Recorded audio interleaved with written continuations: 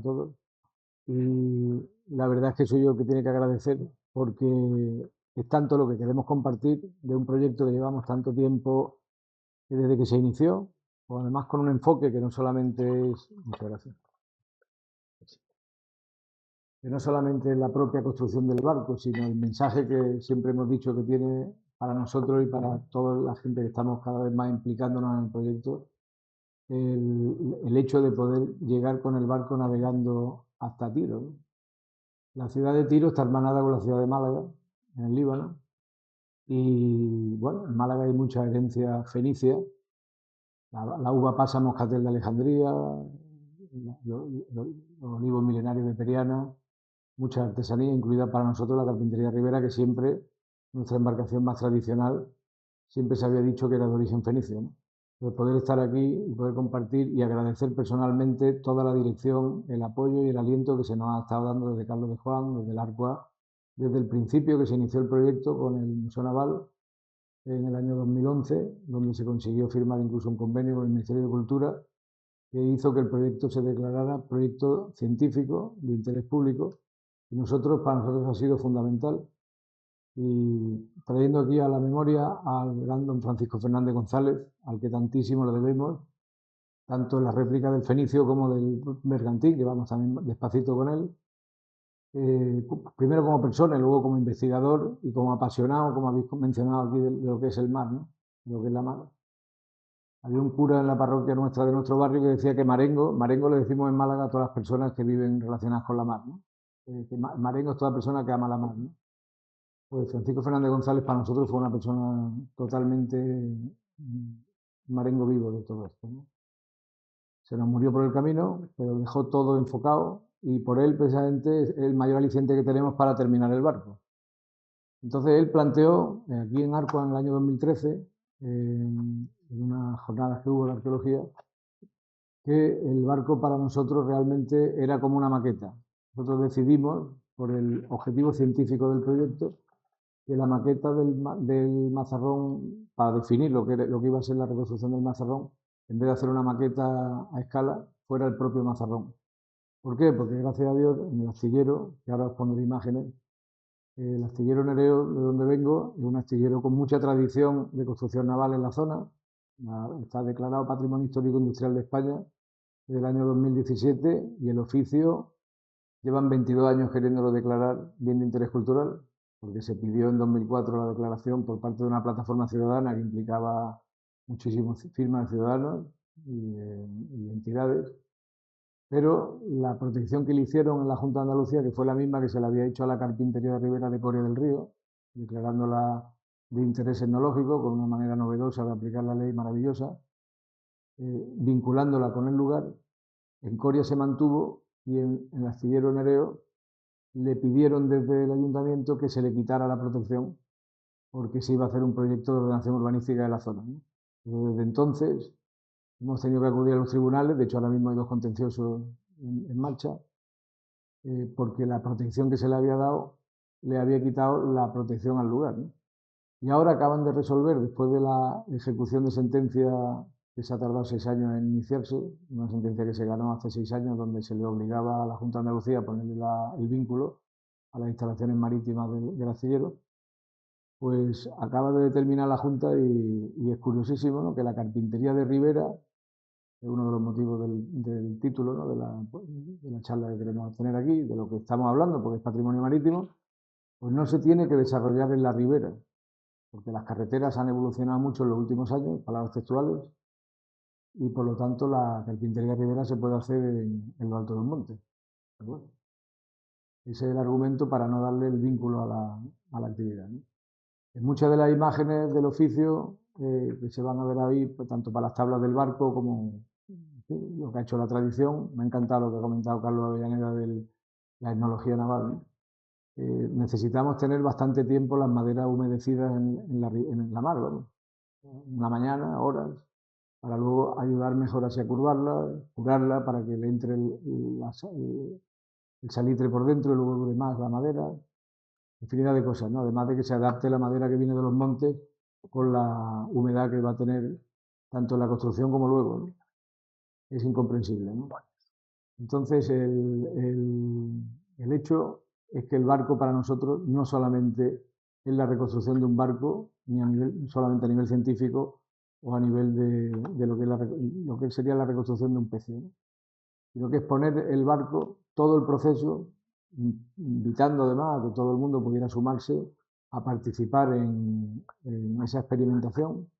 Y han pasado por ahí, vamos, de alumnos de la Universidad de Málaga, que empezaron ellos el proyecto de arqueología, como distintos arqueólogos de distintas partes del mundo. Y teniendo ya el barco prácticamente terminado, coincidió que se extrajo el año pasado, ¿no? Pues creo que fue, ¿no? Bueno, se extrajo. Sí, en 2024. 2024, hace 2 años. Entonces decidimos que, puesto que había una serie de cosas distintas de lo que se había aportado previamente, ¿no? De la información que se había interpretado en la primera parte de la información arqueológica, ahora pues, desmontamos el barco como parte de la experimentación también. Entonces, en una mañana y media, el barco, como no tiene nada de tornillo ni nada, pues tardamos en desmontarlo una mañana y media. Y ahora se estaban haciendo las correcciones que ahora veréis, con la quilla, las rodas y quitarle el cáñamo que le habíamos puesto, porque nosotros habíamos estopeado el barco entero, siguiendo el patrón de la tradición. Y bueno, pues esto se ha calafateado siempre, pues lo calafateamos. Y nos dijo Carlos de Juan que no tenía nada de estopa y se le ha quitado la estopa. Para hacer la brea también, ahora veréis que también estuvimos haciendo la brea en los montes.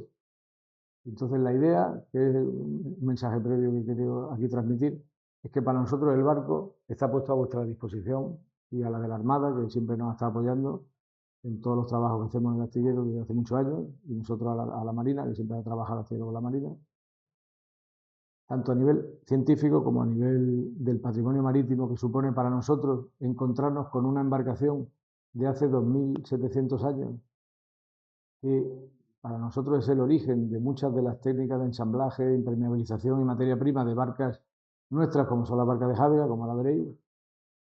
Y por otro lado, puesto que el barco va a ir al Líbano y hemos tenido afortunadamente hasta el comandante de infantería de marina 10 días trabajando en el barco poniendo una traca, ¿no?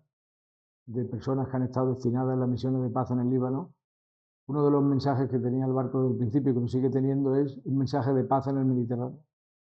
Entonces la idea de ir a tiro es precisamente dando ese mensaje de paz, que está coordinado además desde la Fundación Tiro en París. La señora Chalabi, que es su presidenta, nos ha venido a visitar en 3 ocasiones, es la que coordina todas las ciudades fenicias, púnicas y cananeas del Mediterráneo, de las dos orillas.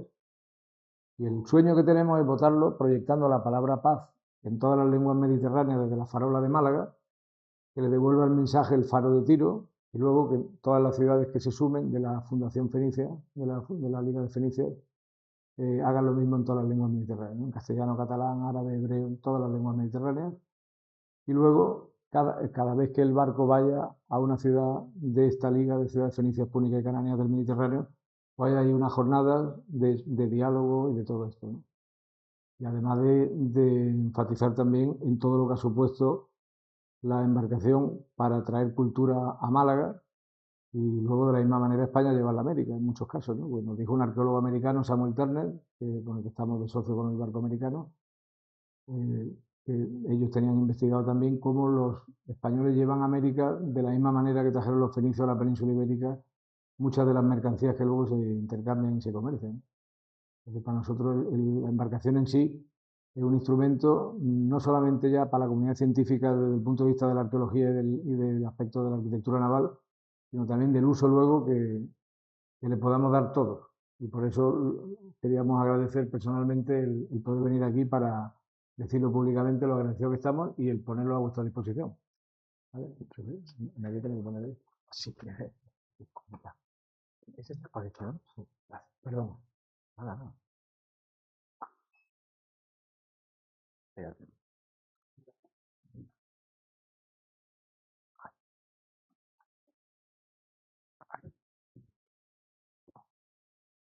Como decía Groucho Marx en lo de la película de Noche en la Ópera, ¿no? Mientras que de agua todo irá bien, ¿no? Ah, el micrófono. Ahí. Apago. Aguanta.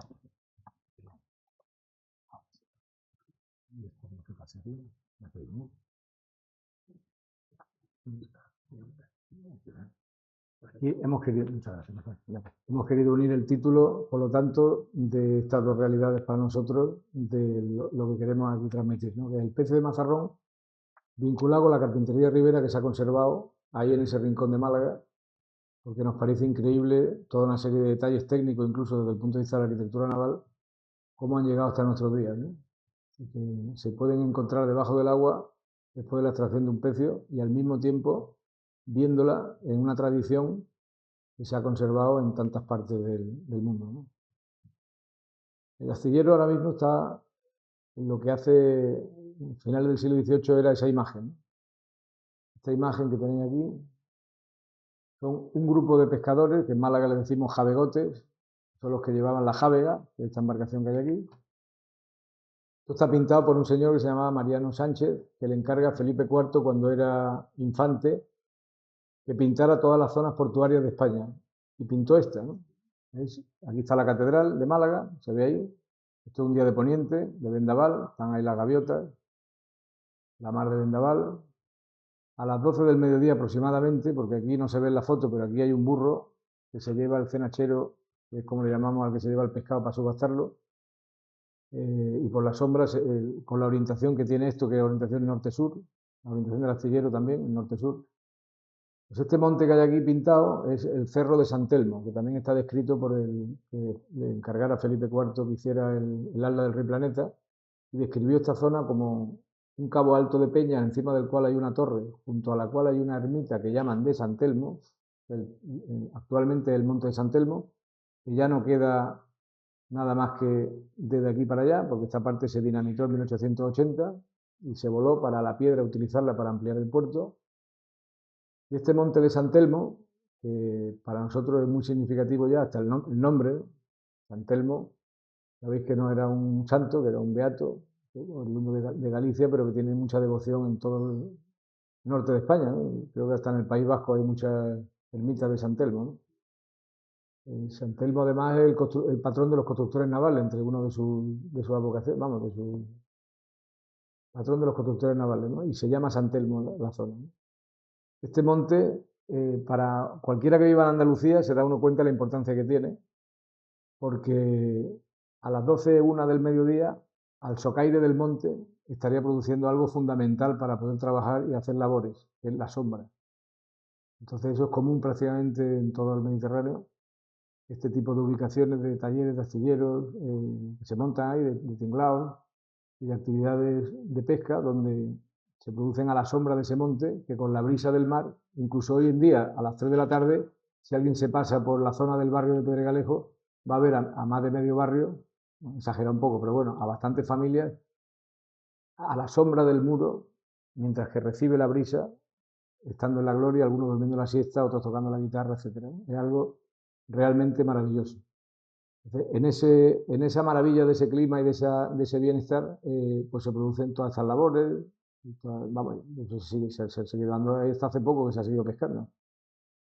Aquí se ven a los pescadores, a los jabegotes, que están sacando el arte, la han sacado ya, han sacado el pescado, están haciendo la labor que se le llama allí enjugar el arte del copo.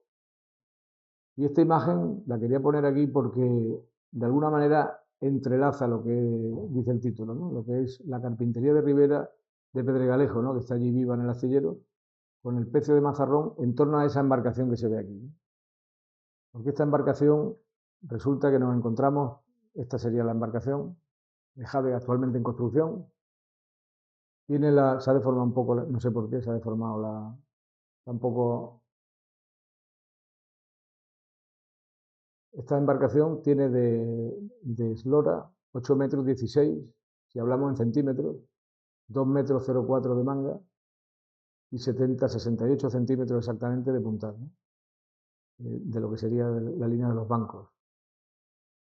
Claro, cuando nos dan la información arqueológica con el convenio que se firma Arcua, que nos la cede Xavier Nieto, al que le estamos tan agradecidos, nos encontramos que el informe de los arqueólogos había medido la embarcación aproximadamente en 8 metros 15 de eslora y las lengüetas en 4 centímetros, y cantidad de detalles que dijimos, esto no puede ser casual, cuando nuestras cuadernas miden 4,25 por hablar en centímetros, ¿no? Que sería la sexta parte de una regla de construcción, perdón, ¿cómo se sale de aquí?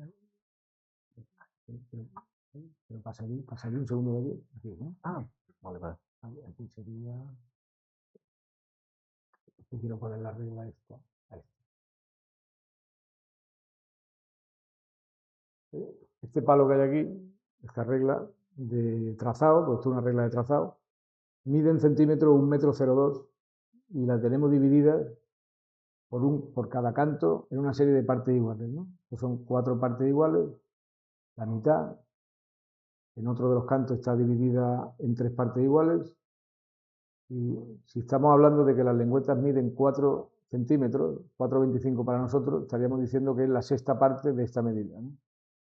Otra medida que se repite mucho, que tanto hemos visto en las tracas de cantidad de barcos, nos lo decía Francisco Fernández, que nos llamaba de Madrid, de pecios, como en el mismo Mazarrón, al darle la forma como ahora veremos, es la mitad de 34, ¿no? 17. Así es como interpretamos trazar el barco, ¿no? Entonces, esta medida, que sería la regla, un círculo, o la base de un triángulo, si queremos verlo, ya no se ve ya por la fecha de año que estamos, pero el 15 de agosto reaparece la estrella Sirio, que para nosotros siempre ha estado muy vinculada con todo el patrimonio marítimo de la pesca y de la construcción de barcos. De hecho, los pescadores le llaman el lucero, esperaban a que apareciera al amanecer a las 4 de la mañana para empezar a pescar. Pues justo cuando Orión está perpendicular al horizonte, se ve un triángulo perfecto, ¿no? Una pirámide perfecta, con Orión como si fuera la altura del horizonte, ¿no? Bueno, pues la última estrella de Orión, si esto lo pusiéramos girado a 90 grados, estaría en lo que sería el final de la regla esta puesta desde arriba de un triángulo, que sería la proa del barco, ¿no? Si vemos la proa del barco así como están mis dedos, bueno, no sale exacto obviamente porque perdí la falangeta, pero bueno, sería, al ponerla así perpendicular a la base, saldría justo, formaría un arco, ¿no? Ese arco es una de las bases de todo el trazado que se ha hecho aquí en el barco este y en las proas tanto de la Jávega como de tantísimos barcos tradicionales. Formaría un triángulo al unir los vértices, formaría la forma de una curva de la proa que luego ya se va a prolongar según la manga que tenga, ¿no? Y la manga va a estar en relación con las loras. Una de las cosas que más nos apasionó a nosotros del Mazarrón es que cuando veíamos la planimetría que le habían hecho los arqueólogos debajo del agua, contábamos que el cuadrante, la mitad del cuadrante, 8 veces era la eslora, ¿no? Dijimos, esto es igual que una barca. La mitad de la manga, 8 veces es la eslora, ¿no? Entonces eso nos llevó a plantear, cuando empezamos con el diálogo de cómo hacer la réplica. Si queréis os pongo una secuencia de imágenes para que esto no sea muy aburrido y vayáis viendo al mismo tiempo todo el proceso de cómo lo planteamos y vamos hilando hasta el final. Yo creo que quedará hilado el por qué está vinculado lo de la carpintería de Ribera con el pecio, ¿no? En base a la barca, ¿no? Nosotros tenemos allí en el astillero la posibilidad de traernos, con acuerdos con la Agencia de Medio Ambiente, que tenemos permiso para ir a cortar los montes de la provincia, como hicimos en este caso, o el pino marítimo, perdón, el pino de Alepo, pino carrasco, que se trajo para el barco de Mazarrón, ¿no? Entonces lo descargamos aquí, lo cortamos lo hacemos tablones. Eso nos permite una cosa fundamental para haber podido hacer esto sin presupuesto, porque prácticamente, salvo 2 patrocinadores, Cerveza San Miguel y el Museo de Ifrengan Collection, prácticamente lo hemos asumido todo, por eso se diera tan poco en el tiempo, por lo cual también queremos pediros disculpas de que no hayamos podido tenerlo cuando lo queríamos, ¿no? Y luego además hemos tenido que hacer frente a un porrón de contenciosos, ¿no? Esto es la madera que el pino aproximadamente lo hemos dejado curar 6 meses, pero con un poco menos ya está, ¿no? Lo ponemos en la galera nuestra, que además es vasca, Sierras Alavesa, que es una maravilla, una máquina que sigue funcionando como el primer día. Como le dije yo a Xavi cuando nos vimos una vez, se inunda de agua el motor y como está hecha en Euskal Herria, se enciende, le quita el agua, le da al interruptor y funciona. Y no os preguntéis cómo, porque no lo saben ni los ingenieros industriales que van por allí. Pero no falla para nada y nos permite cortar los troncos según las necesidades de curvatura y de todo. Francisco Fernández González hizo una serie de estudios de trazado, de cómo podían ser las tracas, al mismo tiempo que estaba analizando el hecho de poderlo interpretar desde la tradición por la regla, ¿no? Fue lo que al final se determinó en hacer. Nosotros cogimos y eso que ha salido ahí antes, la imagen de la réplica que se ponen en los museos, según las medidas que nos proporciona el ARCUA, de los baos y de las apaladuras y de todo, los atunes, todas estas medidas, vimos que había un patrón que se había conservado prácticamente hasta nosotros, ¿no? Que es el de la regla de la proporción, ¿no? Tenía la misma medida, ¿no? Nosotros empezamos en el centro de la quilla, aquí, en el centro de la quilla, empezamos dibujando un círculo de 8,5 centímetros de diámetro, que es lo que medía el grueso de la quilla, que es la mitad de la tercera parte de la regla, y haciéndole sus diagonales, ¿no? Y luego desde ese punto, que sería donde estaría la cuaderna maestra, a cada regla, o sea, le poníamos una regla, la de 1,02 m aquí, ¿no? Otro 1,02 m. Luego el atún que medía otro 1,02 m. Y así ya hasta enlazar la quilla, ¿no? Con las medidas que tuvimos, se ha visto ahora en la estación del Pecio que a la quilla ha habido que cortarle, creo que han sido 20 centímetros por cada extremo, para darle esa mayor longitud a lo que sería el pie de roda, ¿no? De la de proa y la de popa. Entonces lo hemos hecho, hemos cogido la quilla, la hemos cortado y se le ha prolongado, que ahora veréis luego en las imágenes, que es el punto en el que estamos ahora mismo, que estamos reconstruyendo el barco ahora mismo prácticamente desde cero, con lo cual es un momento creo que interesantísimo para todos. Y os invitamos personalmente a que participéis desde el minuto cero, que es ahora mismo, porque tenemos puesta nada más que es la quilla y se han hecho las dos rodas, los dos pies de roda, con los ensamblajes, con las medidas que nos ha mandado Carlos de la extracción. Entonces nosotros lo que hacíamos era aquí darle el arco de la paradura, que tendría media regla, 51 centímetros. Algunos arqueólogos nos han dicho que era un codo real egipcio. Y luego a partir de aquí, como veis, en la manga que sería 204, pusimos esta estaca para poder dar con un listón la curva que iba a tener el pantoque, de manera que dividiéramos las tracas que tenía el pecio en la cuaderna maestra en lo que sería la proporción de lo que tienen las embarcaciones que han llegado hasta nosotros, ¿no? Prácticamente el trazado de la cuaderna maestra de una barca de Jávega, y esto sería prácticamente idéntico, ¿no? Serían 17 centímetros. Entonces aquí le damos 17 centímetros, 17 centímetros, 17 centímetros, 17 centímetros, y así salía el arqueo de la cuaderna maestra, totalmente avalada por Francisco Fernández, que cuando vino, cogió con el compás, nos dijo, palabras textuales: olvidaros de todo lo que os he mandado, que la construcción es la que manda. Y luego a cada regla que le dábamos hacia proa o hacia popa, aquí le quitábamos una sexta parte, 4,25. 17 menos 4,25. A otra regla, 17 menos 4,25, pues menos 4,25 otra vez. Y así otra vez aquí, de manera que luego cuando se llega a la unión con la roda, se le volvía a dar otra vez la proporción de 17. Y claro, el resultado de cortar las tablas, las tracas de esta manera, según el dibujo que nos da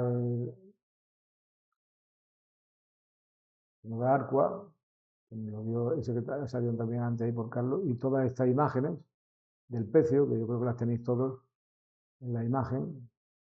Pero claro, nosotros de aquí fue una que también fue fundamental, interesantísima ver esta, ¿no? Esta forma de unir el banco con el cola de Milano sobre esta traca.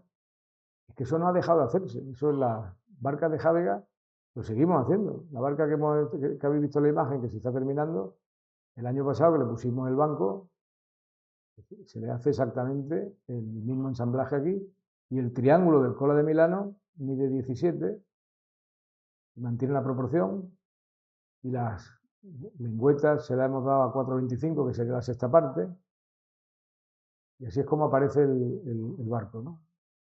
Esas son las imágenes que nos facilitó Javier Nieto para poder iniciar los trabajos y poder ir analizando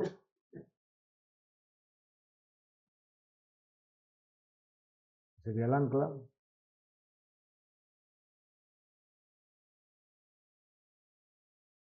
Fijaros en el color de la brea cuando ahora veáis el del barco cuando lo hemos desmontado.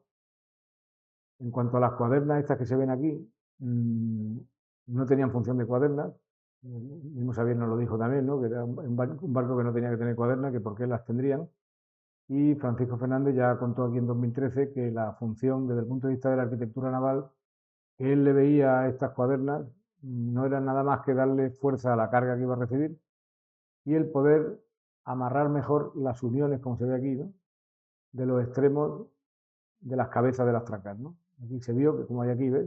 Aquí se ve que hay, justo donde hay una unión de una traca con la otra, ahí se le colocaba un refuerzo de higuera cosido de junípero, ¿no? Porque nosotros lo de la higuera nos pareció muy extraño porque no se correspondía con la tradición. Luego creo que Ana Mingonance hizo una publicación que leímos en 2012 que efectivamente parecía que no era higuera, sino que era una cuprisácea. Nosotros para esta rama hemos cortado de los montes de Málaga Tetraclinis articulata, creo que era, de Cartagena, ¿eh? Una cuprisácea de Cartagena que está allí implantada en Málaga, pero que no es de Málaga.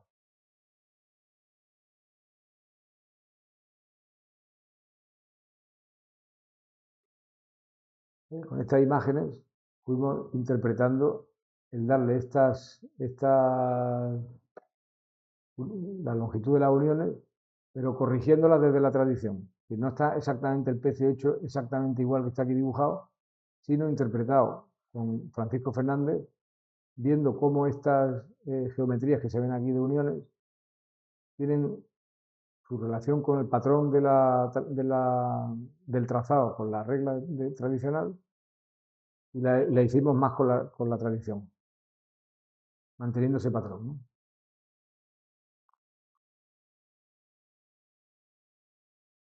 Al principio también se planteó por parte de Francisco Fernández González ver si las cuadernas hubiesen podido servir como herramienta de construcción.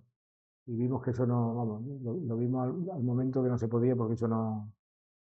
Para darle un poco el modelado, porque claro, el reto era hacer la forma del barco sin tener cuadernas que sirvieran de molde, porque claro, tener las cuadernas, hacer las cuadernas y ya sirven de molde para ir poniendo las tablas.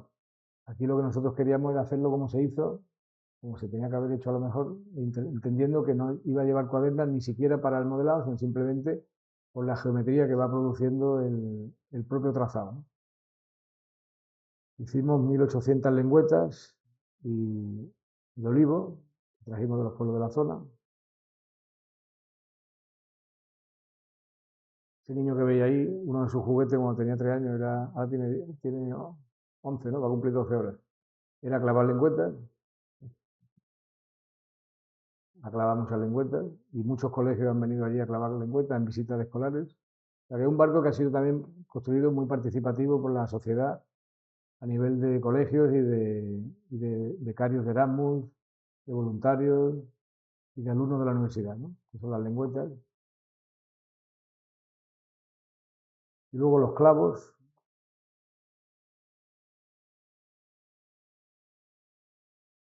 Le preguntamos a Xavier Nieto si los hacíamos así labrados, hexagonales, como aparecía en algún dibujo del pecio. En algunos aparece dibujado, curiosamente. O lo que vimos es que el diámetro que tienen los originales y la realidad de la naturaleza es que tú cortas la varilla esta de olivo, de lo que serían las ramas, ¿no? Y tienen ese diámetro. Y sería lo más lógico no complicarse, sino cortando nada más que ramas y utilizando las despiches de olivo, ¿no?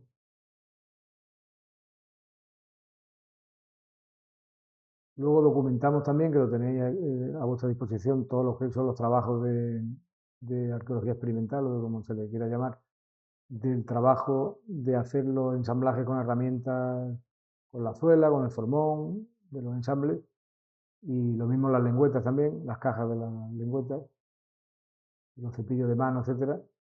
Pero luego nos dijo Xavier que no hace falta hacerlo con todo el barco, que nada más que documentándolo, luego el resto lo podíamos hacer con la maquinaria ya más moderna, con lo cual eso nos agilizó bastante también el trabajo, ¿no? Vamos, y aquí tenemos los alumnos de la universidad. Los alumnos de la Universidad de Málaga, del curso de Historiografía Antigua.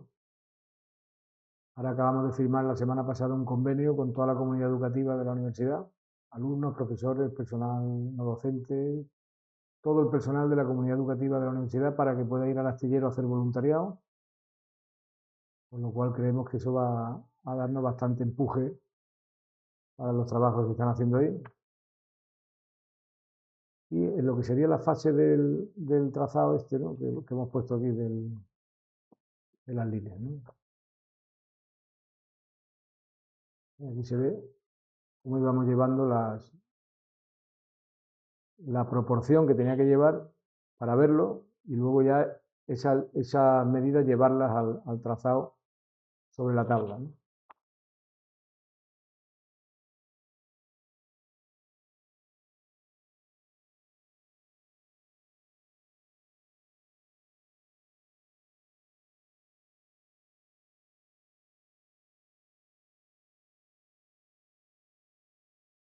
A mi hermana Rocío,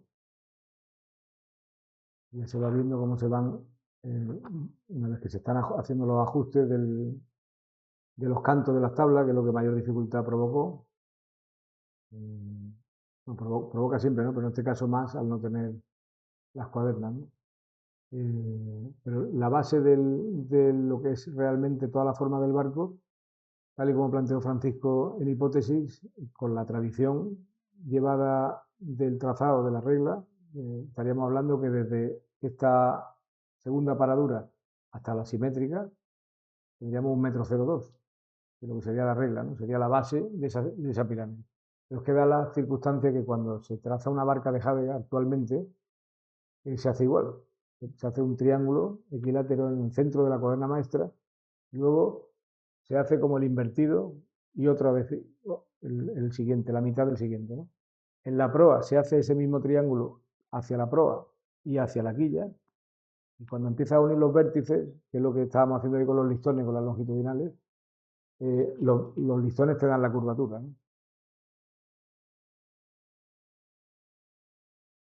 Esta pieza que también es clave para la unión de la quilla con el pie de roda.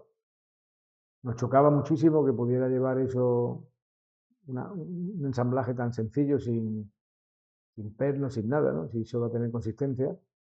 Y Francisco Fernández lo documentó a nivel de la arquitectura naval, que no necesitaba nada de refuerzo, porque la paradura y los atunes le daban la fuerza junto con las lengüetas y los espiches de olivo, ¿no? Realmente ha sido algo para nosotros sorprendente, de si no lo ves no lo crees. Cuando el barco lo quitamos de los picaderos para cambiarlo de sitio y ponerlo en el centro de la nave para empezar a hacerle lo que iba a ser el palo, lo que pasa es que el palo lo tenemos hecho, pero lo tenemos ahora mismo parado porque lo hemos desmontado, comprobar la rigidez y al mismo tiempo la elasticidad que tenía el barco a la hora de moverlo, sin tener cuaderna ninguna, ¿no? Es una cosa realmente que tiene que ser bonito y divertido navegar en él.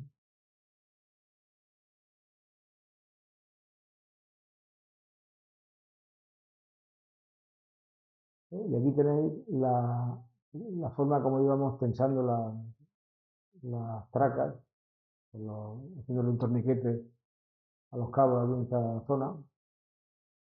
Y lo que sí vimos es que una vez que se le pone el bao, el barco ya se queda con una fuerza tremenda, ¿no? Eso fue increíble cuando se le ponen los primeros baos de proa y popa, y se queda el barco. Vamos a ver si tengo la foto aquí.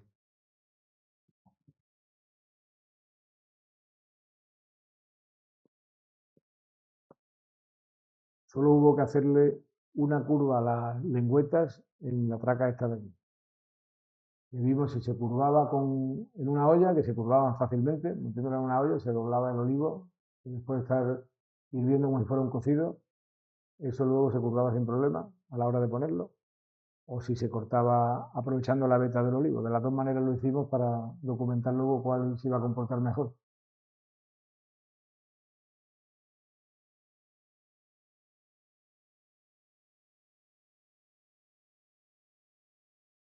Y esto que también nos lo ha dicho Carlos de Juan hace poco, nosotros también lo hacíamos, es decir, las lengüetas de arriba nos sirven para trazar la traca que se ponía, esto ahora se corta luego, se le hace a esta tabla que está aquí puesta, se le da la deformación que tiene que tener en su tamaño según la proporción, se le va quitando, es muy sencillo, le quitando la sexta parte desde la cuaderna maestra hacia la proa, y luego las lengüetas se le ponen para ayudar al trazado de la que viene encima luego. Es decir, se apoya por fuera de la lengüeta para poder hacerle el ajuste del canto lo máximo posible con vista a no tener prácticamente que calafatear, ¿no? Se pondría la traca, se pondría por aquí, ¿no? O por dentro, para poder utilizar para trazar la propia traca y las mismas lengüetas sirven para sujetar la traca mientras que se está construyendo la siguiente, ¿no? Y esto es lo que a mí me parecía algo increíble, ¿no? Esto cuando lo vi. También está en el Mazarrón 1, este triángulo que hay aquí. Sería un triángulo a escala realmente del triángulo de trazado del barco.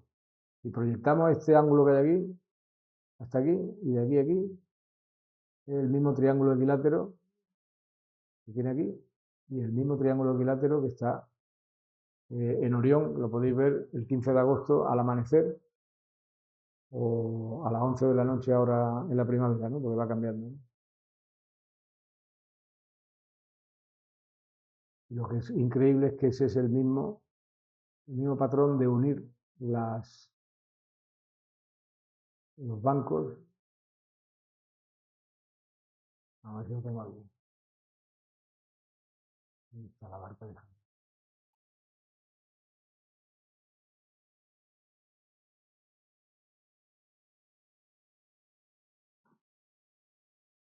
esto se quedaría así por fuera,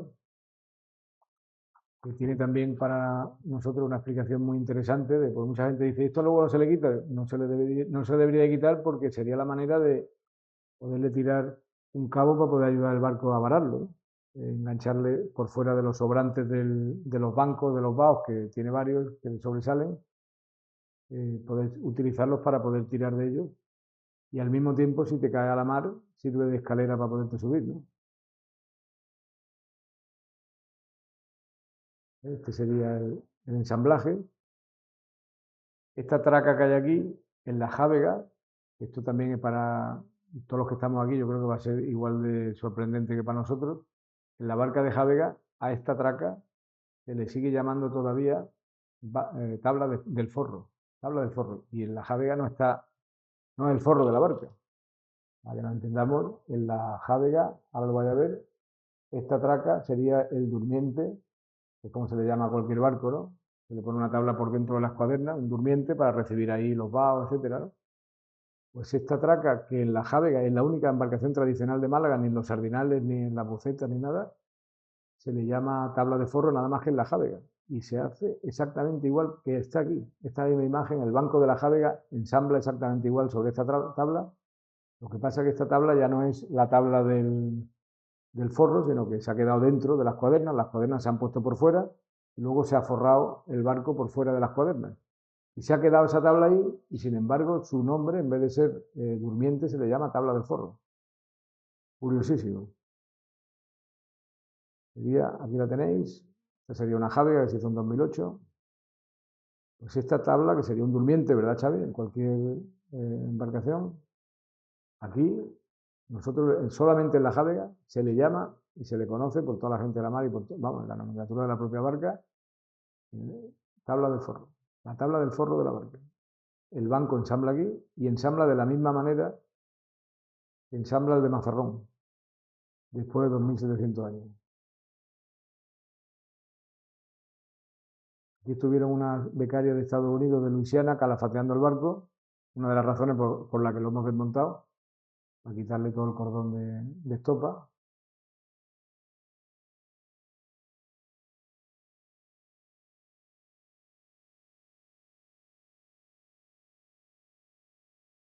Yo quería llegar aquí, que no sé dónde lo tengo.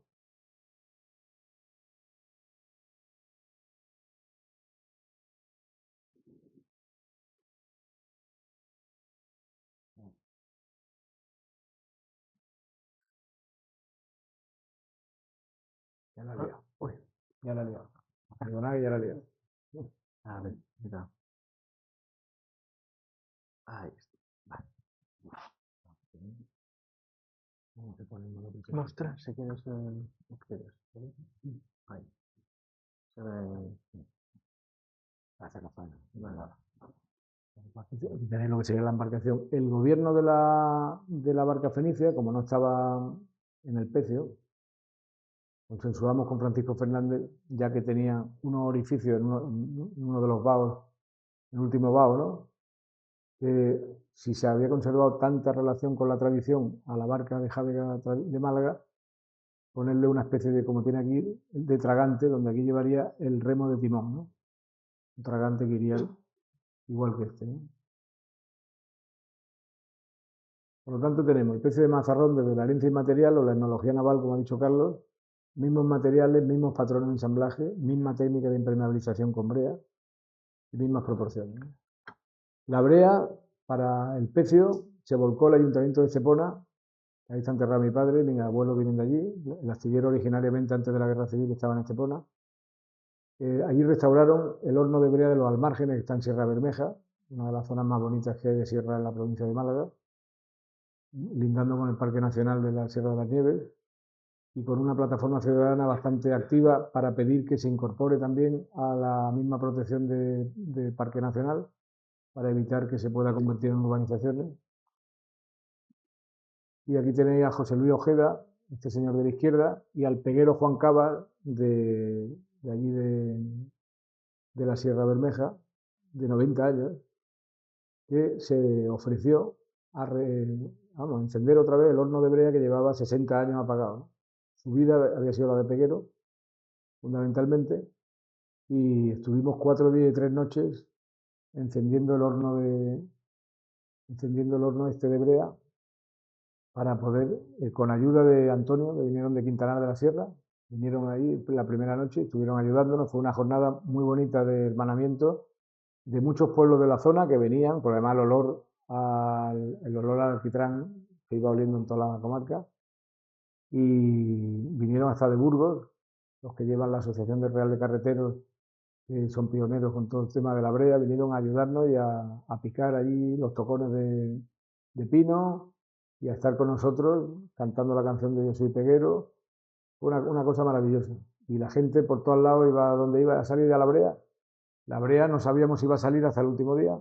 Estuvimos en febrero, 4 días y 3 noches sin separarnos del horno, del frío que hace ahí. Y al final nos daba la esperanza una araña que había, que se iba moviendo 1 centímetro cada noche, se iba moviendo, del calor se iba separando, ¿no? Y la noche antes desapareció la araña y dijimos de broma, pues mañana sale la brea. Y oye, pues no nos equivocamos, ¿eh?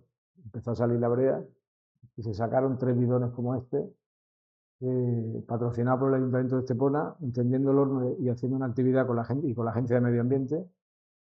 Bueno, pues nos proporcionó todo lo que es el alquitrán vegetal para poder elaborar la brea para el barro. Nosotros eso no se puede dar allí tal como sale del horno, sino que hay que mezclarlo con cera de abeja, con grasa de cerdo.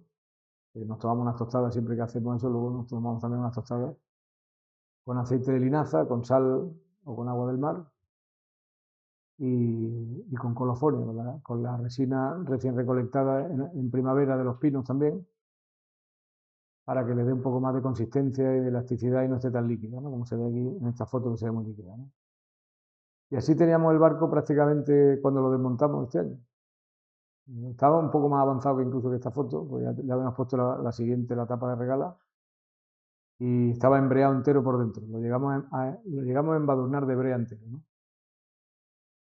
Y así está ahora mismo.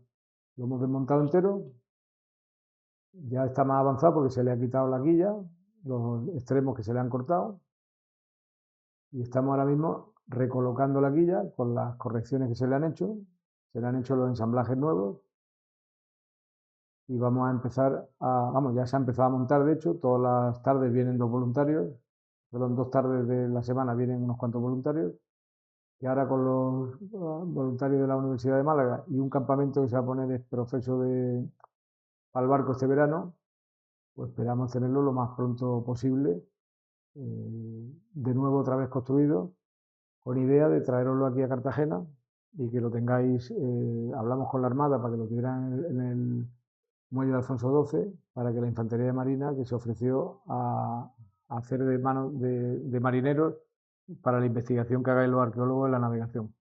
Porque la idea es que también se investiguen cómo se navegaban estos barcos, antes de emprender lo que es el viaje a tiro, aunque sea por carretera, que luego se suelte en cada puerto, ¿no? Porque tiene la ventaja que es un barco que va 8,5 metros del Lola, se puede llevar en un remolque, lo puede llevar a Nápoles, lo puede llevar a Argelia, lo puede llevar a donde quieras y soltarlo ahí en los puertos marítimos y hacer allí jornadas de navegación, jornadas culturales, de diálogo a todos los niveles. Entonces, esa es la idea. Sentimos no haberlo podido tener terminado antes, pero estamos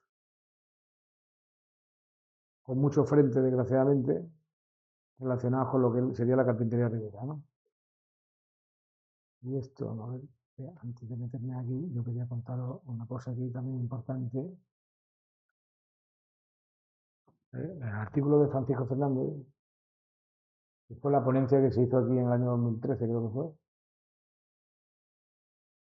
donde se presentaron los estudios de la fase preliminar en la que estábamos en ese momento. Se planteó que se ha construido un barco con el mismo tamaño del pez.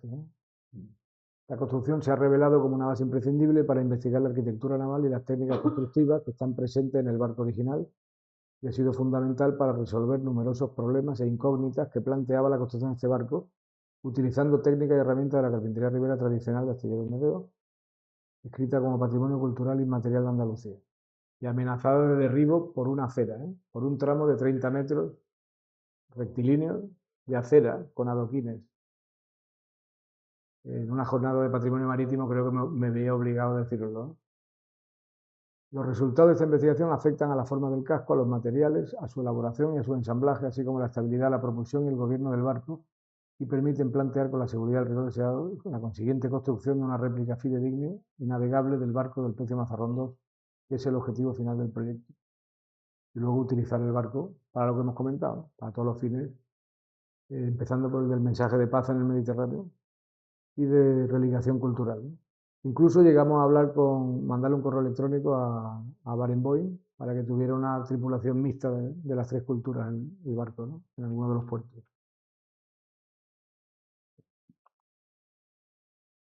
Esto creo que lo tenía aquí publicado, ¿no? En el Congreso de Arqueología Náutica.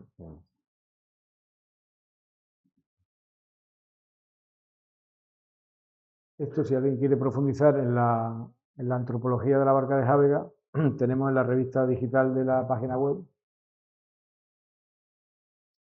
lo tenemos publicado en la página web, y ahí vienen también muchos detalles vinculados con... Otra cosa interesante también que analizó Francisco es cómo las tracas, esto creo que también era importante contarlo, se me había pasado, perdonad, cómo las tracas cogían más flexibilidad al hacer las cajas. Es decir, documentamos a él, que hizo los cálculos de ingeniería, de cómo una tabla de pino, al hacerle las cajas, era mucho más flexible tanto a lo largo como a lo alto, ¿no? Le daba mucha más flexibilidad. Realmente el barco parece un muelle. Yo lo comparo con un muelle con un muelle.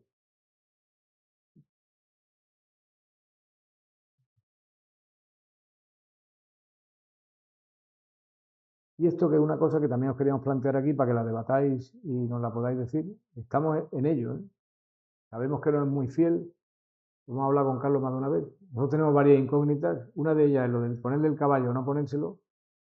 Y la otra de qué color iban los barcos pintados, que aunque sabemos que iban negros, porque lo describe Homero también, ¿no? Esto Fenicio con sus negros bajeles, ¿no? Y viene en la Biblia también, ¿no? Que la embadurnen el arca con brea por dentro y por fuera, ¿no? Pero creemos que en algún momento de la brea tiene que haber algún motivo geométrico, algún tipo de dibujo geométrico ritual en la cinta o alguna pieza clave, porque eso es algo que por tradición se ha conservado hasta nuestros días, ¿no? Es decir, las embarcaciones en Málaga y en muchas partes del Mediterráneo sabemos que también lo mantienen, el darle determinados colores a determinadas piezas del barco, bueno, Eso yo creo que en aquella época tenían suficiente técnica para haber podido pintar alguna banda geométrica en la cinta o algo, que sí sería interesante que los arqueólogos lo definieran y nos lo propusieran, ¿no? Esto, como hay debate, y el barco es, este primero que estamos haciendo es el modelo de experimentación, es decir, es el modelo para terminar de debatir y de experimentar en el barco, para definir luego lo que serían las réplicas que se vayan a hacer, porque hay demanda de réplicas de este barco en varias ciudades del Mediterráneo. Pensamos que era más impactante y también tenía su fidelidad el que llevara el hipón en la proa, ¿no? Y la cabeza, la cola de pez en la popa. Entonces, en principio, pues se la estábamos planteando de ponérsela, ¿no? También hemos visto ya, porque ya, como los hermanos Marx que citaba antes, ¿no? Cuando dice, tú ya no ves nada más que ve cama, ¿no? Es decir, en las rodas de los sardinales, no sé si os la imagináis ahora mismo, la proa de un sardinal catalán, en Málaga el sardinal es el sardinal catalán, esa figura que tiene parece que el hocico del caballo metido hacia adentro, ¿no? Muy esquematizado, muy griego, muy esquematizado, pero no deja de evocar esa... Es como si le cogiéramos la cabeza al caballo y se la tiráramos hacia adentro del cuello, ¿no? Se le queda así, y la silueta que se le forma son las actuales proas de los sardinales en todo el Mediterráneo, ¿no? Entonces, os lo dejo para vuestra discreción.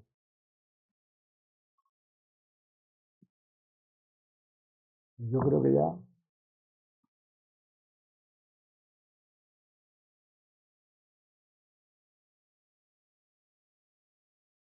Yo creo que aquí he puesto la foto de la...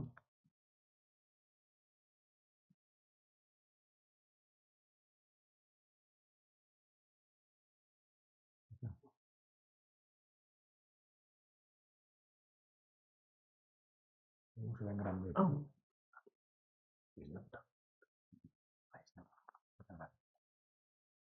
Pues nada más. Yo siento que iba aburrido más de la cuenta, No, pero es muchísima la información que hay ahí. El sueño que tenemos de ver el barco navegando y puesto a vuestra disposición y a la de toda la sociedad, de compartir todo esto. Por supuesto, las carpetas las tienen aquí, se las mandamos a Carlos de Juan. Todo el trabajo que se ha hecho desde el primer documento que se ha movido está en la carpeta que la tenéis aquí. Todo lo que hagamos lo queremos seguir haciendo con vosotros, porque si no, no tiene sentido esto, porque esto tiene que tener ese rigor científico que necesitamos totalmente, toda la ayuda que nos estáis dando con tanta generosidad. El latazo que le damos a Carlos de Juan muchas veces, que le estamos llamando y está recién salido de haber estado buceando, a hacerle preguntas, que no sé por qué no han salido aquí las fotos, por cierto, de las que ya se le han hecho los ensambles a la quilla, las tenía aquí, pero yo creo que se han quedado en el otro lado, en el pendrive. Ya se le ha hecho el ensamblaje a la quilla y a los pies de rodas, tal y como se han extraído del pecio. Con un alumno que vino de la Universidad de Cádiz, del máster de arqueología subacuática, que vino a hacer ahí las prácticas, Miguel Ángel, estuvo 15 días allí y en los 15 días su práctica fue rehacer el pie de roda del barco fenicio y hacerle los ensamblajes tal y como nos lo mandó Carlos de Juan, idénticos a la extracción del mazarrón, ¿no? Con lo cual eso ahora mismo está ya prácticamente a punto de que una vez que los coloquemos podamos remontar otra vez las aparaduras con los atunes, que va a haber que corregir los atunes también, con las tablas nuevas de pino. Hemos traído ahora mismo 32 troncos de pino, que los cortaremos en la máquina vuestra, y en este verano, la semana que viene, empezamos a cortar pinos, y una vez que tengamos las maderas cortadas, que son 4 o 5 maderas nada más, que las que va a haber que hacer nuevas, todas las demás y unas cuantas lengüetas que ya se han hecho de olivo nuevas. El objetivo nuestro es tener para el Día del Carmen puesto otra vez el barco en el primer vado. Estaríamos hablando de la traca número 6 de las 11 que tiene, la mitad del barco. Las que son las que tienen dificultad, porque luego las otras van ya verticales y se colocan muy fácilmente, ¿no? Incluso estábamos planteándonos echarlo al agua así, para ver cómo se comporta, hinchar la madera, experimentarlo, Y sería como una tabla de pádel surf gigante, si alguien se quiere venir a remar allí, una tabla de pádel surf. No sé, cualquier cosa que tengáis, cualquier inquietud, aquí estamos. Muchísimas gracias.